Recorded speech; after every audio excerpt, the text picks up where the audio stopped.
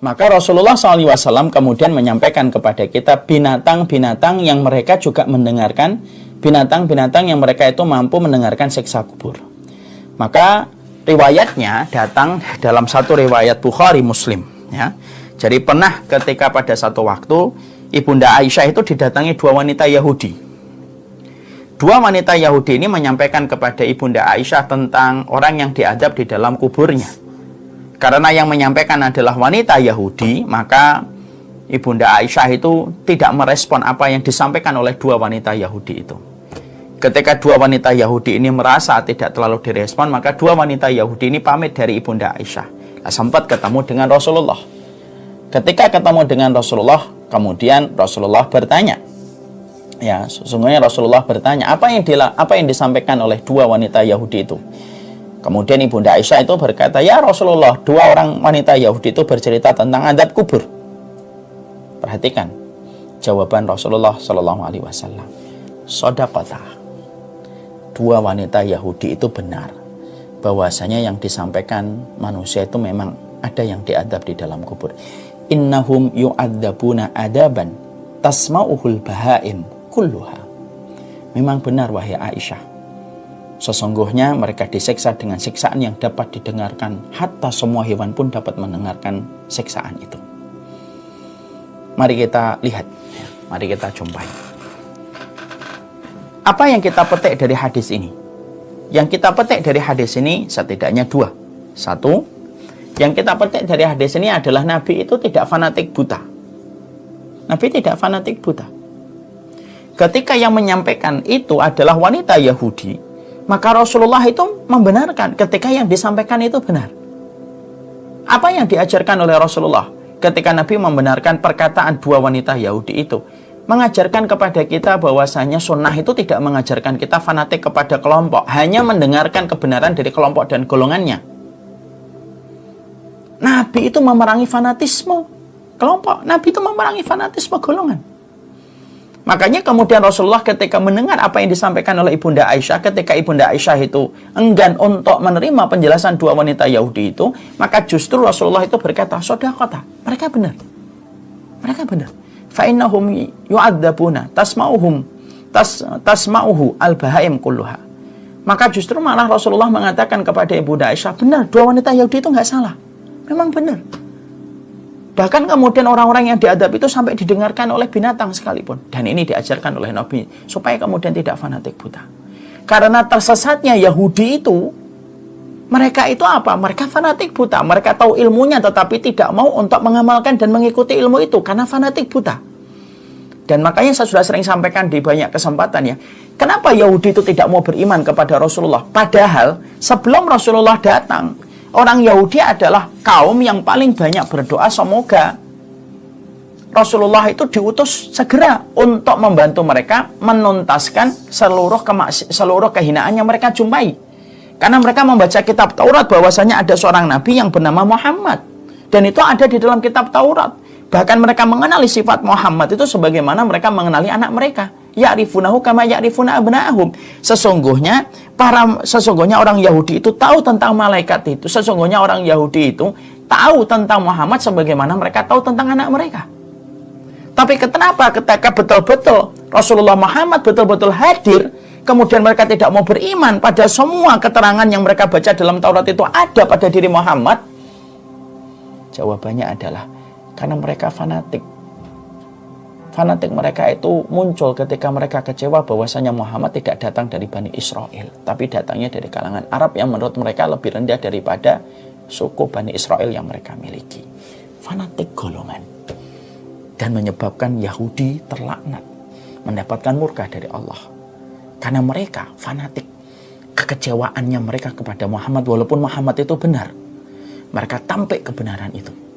Hanya karena mereka membela kebenaran, hanya karena mereka membela kelompok dan golongannya. Makanya agak meluas sedikit ya, karena ini sesuai dengan hadisnya. Disinilah kemudian kita belajar. Hadis ini mengajarkan kepada kita bahwasanya ada di antara para penuntut ilmu, kalau tidak datang dari kelompoknya nggak akan pernah terima. Bahkan kalaupun tulisannya dan isinya pun tidak bertentangan dengan kebenaran pun tidak diterima. Bahkan rela mereka mengeluarkan siapapun yang mendatangkan satu tulisan dan satu video yang bukan datang dari kelompok mereka, maka tidak segan-segan orang itu akan dikeluarkan dari grup itu. Ini menjelaskan kepada kita, hadis ini menyampaikan kepada kita bahwasanya, hadis ini menyampaikan kepada kita tentang bagaimana tercelanya orang yang fanatik buta dan bagaimana sunnah berdiri berseberangan dengan fanatisme kelompok dan golongan. Pelajaran yang kedua yang kita dapat dari sini itu apa? Shadaqata innahum yu'adzabuna adaban tasma'uhul bahaim kulluha. Maka kemudian Rasulullah mengatakan, benar, sesungguhnya mereka disiksa dengan siksaan yang dapat didengarkan oleh semua hewan. Makanya kemudian dari riwayat inilah kemudian akhirnya para ulama itu mengatakan, sesungguhnya binatang-binatang itu terkadang ketika mereka memperlihatkan gelagat yang aneh ketika mereka di kuburan, maka pada dasarnya gelagat-gelagat aneh yang diperlihatkan oleh binatang ketika di area kuburan, sesungguhnya ketika kita berpegang kepada hadis ini berarti mereka mendengar sesuatu dari azab kubur yang tidak didengarkan oleh telinga kita. Karena telinga kita kan hanya bisa mendengar 20 Hz sampai 20 kHz. Untuk menjelaskan kepada kita bahwasanya itulah binatang. Dan kita yakin bahwasanya apa yang disabdakan oleh Rasulullah itu tidak pernah salah. Ini harga keimanan kita. Makanya kemudian sampai kita disampaikan di dalam salah satu riwayat Tabrani ketika Rasulullah Shallallahu Alaihi Wasallam mengatakan, innal mauta la yu'adzabuna fi kuburihim hatta innal bahaim la tasma'u aswatahum. Maka sesungguhnya sampai kemudian kita mendengarkan penjelasan dari riwayat Tabrani, sesungguhnya orang yang mati disiksa dalam kuburannya sampai binatang mampu pun mendengarkan suara mereka itu.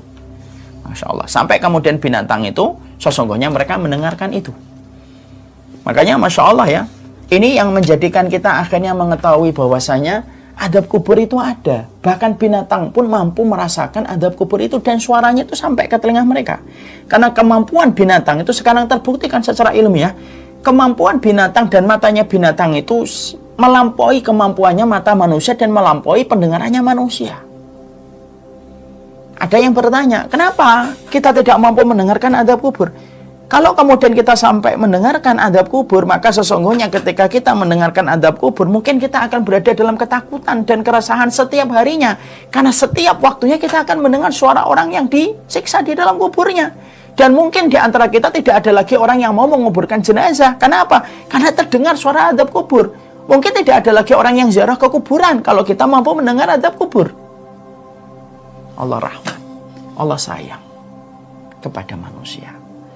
Dijadikan telinga kita terbatas supaya kita tidak mendengar adab kubur, supaya kita tidak mendengar siksa kubur, supaya dengan itu kita masih menguburkan jenazah yang meninggal di antara kita, supaya dengan itu kita masih mau datang ke kuburan untuk mendengarkan orang ketika untuk kemudian memberikan takzim terakhir kita kepada orang ketika meninggal dunia. Dan disitulah kita paham apa yang Allah ciptakan dengan seluruh takarannya. Seluruh takaran Allah itu penuh dengan hikmah yang sesuai dengan kemaslahatan hidup manusia. Sampai pendengaran pun diatur oleh Allah. Pendengaran manusia itu sampai seberapa. Dan Allah jadikan pendengaran hewan lebih daripada pendengaran kita. Dengan kita mendapatkan hadis ini dari Nabi SAW, supaya kemudian kita mengetahui bahwasanya inilah perkara kita mengimani apa yang disabdakan Rasulullah, bahwasanya binatang pun dapat mendengar suara yang ada di dalam kuburan. Makanya Rasulullah SAW dalam hadis riwayat Muslim berkata, inna hadhil ummah tubtala fi kuburiha falaula an la tadafanu la da'utullaha ayusmi'akum min adabil qabr alladhi asma'u minhu. Makanya Rasulullah SAW dalam hadis riwayat Muslim sampai mengatakan, sesungguhnya umat ini mendapatkan cobaan di dalam kuburnya. Berarti kita ini mendapatkan fitnah di dalam kubur. Fitnah itu cobaan dengan pertanyaan mungkar dan nakir. Kalau mampu menjawab akan mendapatkan nikmat kubur, kalau tidak mampu menjawab akan mendapatkan adab kubur. Na'udzubillahi min dzalik. Maka Rasulullah melanjutkan hadisnya, falaula an la tadafanu. Kalaulah seandainya bukan karena kalian akan takut menguburkan di antara kalian, niscaya aku berdoa kepada Allah supaya Allah memperdengarkan kepada kalian adab kubur sebagaimana aku dengar. Berarti Rasulullah mendengar adab kubur. Rasulullah mendengar adab kubur. Rasulullah mendengar adab kubur. Makanya kalaulah bukan karena Rasulullah itu khawatir, ini jangan-jangan umatku kalau mereka mendengar adab kubur, nanti mereka tidak mau menguburkan orang yang meninggal di antara mereka. kalau bukan karena kekhawatiran itu, pastilah aku minta kepada Allah supaya umatku mendengar adab kubur, supaya mereka itu beriman dengan mudah kepada adab kubur. Itu kata Rasulullah. Maka ini kemudian menjelaskan kepada kita, ya, bahwasanya berarti binatang-binatang yang kemudian bertebaran di sekitar kuburan, kadang-kadang kita melihat ada tingkah laku binatang itu tiba-tiba berubah aneh. Ada yang kemudian kadang-kadang seakan-akan melongok. Saya pernah melihat ada seekor anjing diletakkan di kuburan, disyuting dari kejauhan. Ada anjing masuk ke kuburan, disyuting dari kejauhan di YouTube, kita melihatnya. Anjing itu melongong gitu, bengong gitu, seakan-akan dia mendengar sesuatu. Nah, itu menunjukkan kepada kita bahwasanya apa yang dikatakan Rasulullah itu benar. Dan ini disampaikan oleh Nabi dan dinukil oleh Imam Al-Qurtubi. Itu untuk apa? Menambah keyakinan kita bahwasanya adab kubur itu nyata adanya. Sekaligus pula menjadi obat bagi mereka yang masih menolak adab kubur ketika mereka tidak mempercayai adab kubur. Ya, mari kemudian kita lihat dalam sebuah hadis, dalam sebuah riwayat dari Zaid bin Sabit radhiyallahu anhu. Dalam satu riwayat Zaid bin Sabit meriwayatkan bahwasanya Rasulullah tak kala berada di sebuah kebun milik Bani Najjar dengan menaiki baghal. Baghal itu kayak hewan kayak kuda dan keledai. Maka sebagai hewan tunggangannya tiba-tiba baghal tadi menjadi liar ketakutan dan hampir Rasulullah itu terlempar. Dan hampir Rasulullah itu jatuh. Ternyata di sekitarnya ada beberapa kuburan. Lalu kemudian Rasulullah bertanya, siapa yang mengetahui kuburan ini? Seorang laki-laki berkata, saya ya Rasulullah. Kapan mereka meninggal dunia? Kemudian, kapan mereka meninggal dunia? Lalu dijawab, mereka mati ketika masih musyrik.